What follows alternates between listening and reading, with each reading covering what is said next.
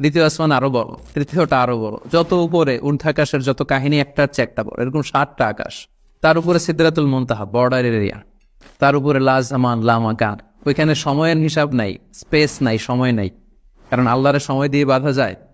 আমাদের যেমন বসতে জায়গা লাগে, আল্লাহর পজিশন নিতে কি জায়গার প্রসঙ্গটা আসে না? কারণ লাইসা কামিসলিহি শাই, উনি কারো মতো না, উনি উনার মতো। ওয়ালাম ইয়াকুল্লাহু কুফুয়ান আহাদ, তার মতো কেউ নাই।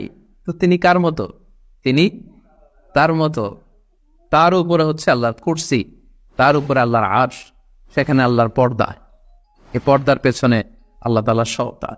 আমাদের বাড়ির পর্দাগুলো কি দিয়ে তৈরি বলে তো? কাপড় দিয়ে। আল্লাহর পর্দাগুলো আলো দিয়ে তৈরি, নূরের পর্দা। তো পর্দাটাই আলো।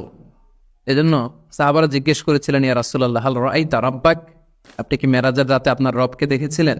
রাসূল সাল্লাল্লাহু আলাইহি ওয়াসাল্লাম বলেছিলেন, নূরুন আন্না আরাবু, উনি তো নূর, আলোর পর্দা, চোখ ঝলসে যাওয়ার মতো অবস্থা, আমি কিভাবে দেখবো? তার মানে সরাসরি দেখেননি। আল্লাহ তাআলার সাথে সিক্রেট মিটিং হয়েছিল, কনভারসেশন হয়েছিল, কথাবার্তা হয়েছিল। তার উপরে হচ্ছে আরশ, ওই আরশের ছায়ার নিচে কিয়ামতের ময়দানে আল্লাহ তাআলা 7 শ্রেণীর ব্যক্তিকে স্থান দিবেন। কয় শ্রেণীর? 7 শ্রেণীর ব্যক্তিকে স্থান দিবেন, যে দিনটা হবে 50,000 সানা মিম্মা তা'উদ্দুন, 50,000 বছরের সময় একটা দিন।